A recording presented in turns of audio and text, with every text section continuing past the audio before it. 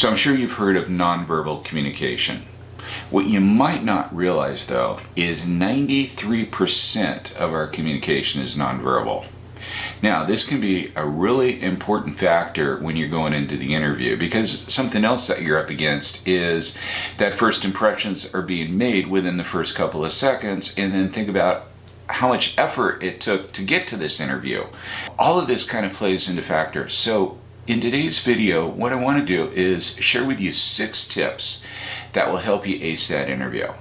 If you're new to the channel, my name is Bill Benoist. I'm a certified professional career coach here in Silicon Valley, and let's just go ahead and get started with this. Like I say, I got 6 tips for you. So tip number 1 is the way that you are going to present yourself when that individual walks up to you and introduces himself and says, hi Bill, my name is John, welcome here, it's great to meet you, come on back. Hopefully you are not running late to the interview and you're coming in, in the front door and they're standing at the reception desk waiting for you. You're probably, in most situations, you're sitting down waiting, in one of the chairs in the reception area. And it's the way you're going to stand up. And there's really only 2 ways that you're going to stand up. You're going to stand up a little bit open, or you're going to stand up a little bit closed. And you need to be a little bit more open. And this is really super important for women, because a lot of times they tighten up when they're meeting somebody for the first time, or even sitting down. And we'll talk about this in one of the later tips about just the way you're sitting in the interview process. But the way you're standing up, I want you to open up a little bit. Just have your shoulders, out a little bit here, and stand up straight. It's really super important. One of the tips that you can do is, before you even walk into the interview, like maybe you're in the parking lot, or if you have the opportunity to use a restroom before going into the interview, even do that. A lot of times, if you're in a big complex or something like that, they'll have public restrooms around. Go into the restroom, take your hands, put them at the side, and just sit there and say, I can do this, I can do this. Because believe it or not, this is going to give you the confidence to open up a little bit when you're meeting that person. It's a neat little trick, only takes you a couple of seconds to do. The second thing that I want you to be aware of is your eye contact when you are first meeting this individual, but also throughout the interview as well. So you want to have good eye contact, but you don't want to be staring intently at the individual. You're going to need to have some periodic breaks. I had a client a few years ago, and I was working with him, and he was a very high level CFO, if I remember correctly, and I was talking to him, and he just had this death stare looking at me. And I actually stopped right in the middle of it. And his name was Bill, too. And I said, Bill, look, I got to stop for a second. The way you are staring at me, it's just this glare. I know you're listening to me, but you can come across very intimidating.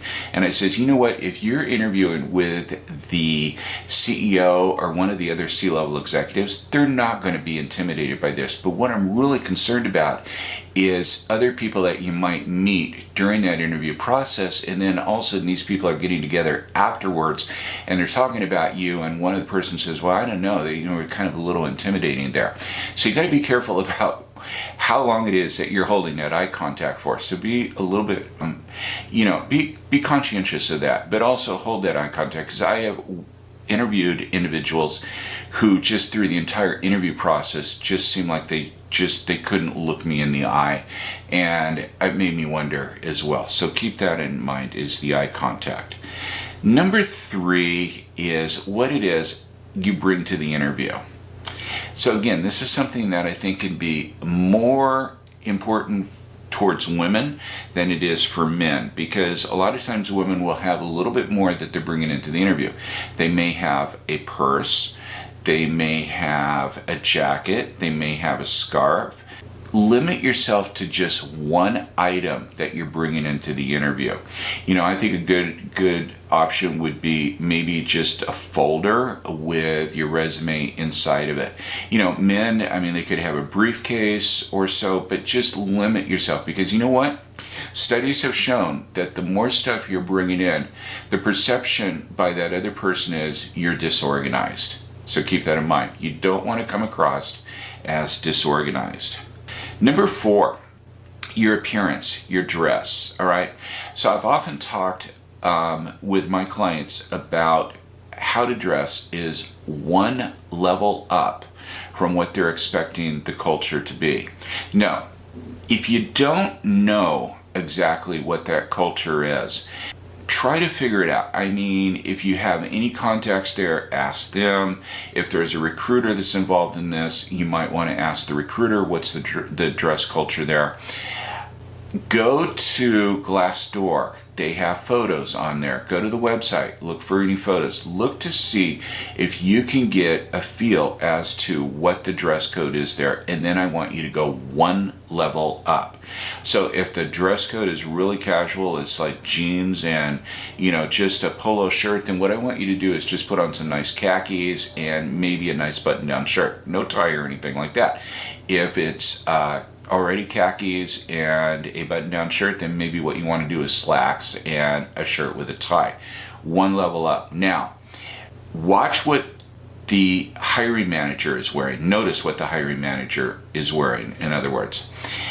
Because when you're called back for that second interview, I don't want you to be mirroring what you saw in the surrounding area. I want you to mirror what that hiring manager was wearing. All right. Again, it's going to help you get into rapport, which is really super important.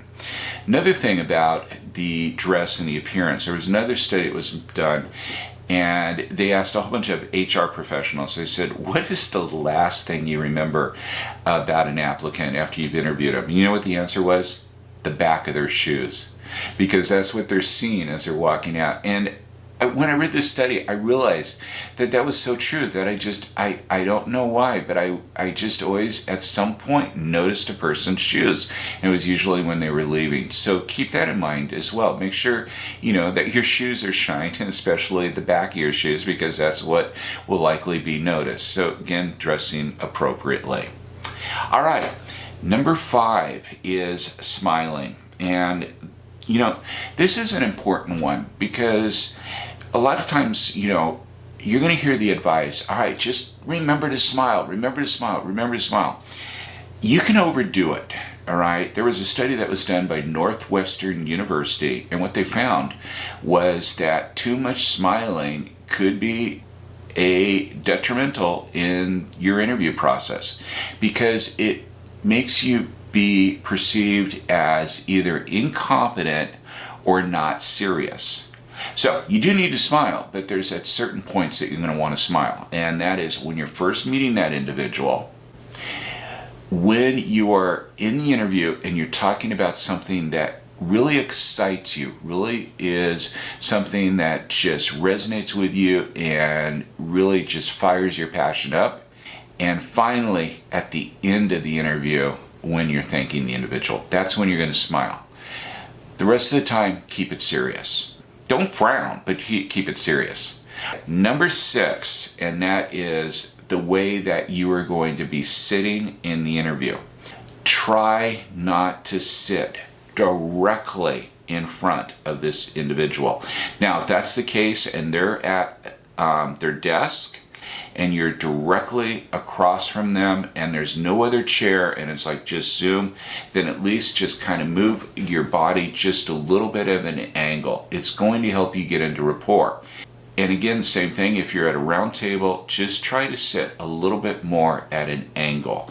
All of these are researched, tips that are related to body language, research that's been done on body language. And all of these things can help you because, again, you've worked so hard to get this interview that you want to really make an impact. So keep body language in mind. 93% of the communication is happening through the body language. All right. So I hope you found this video informative and useful. If you haven't already subscribed to this channel, make sure that you do so. Hit that bell notification as I do upload new career tips and strategies every Tuesday, and I'd hate for you to miss anything. Thanks for stopping by, and I look forward to seeing you next Tuesday. Bye-bye.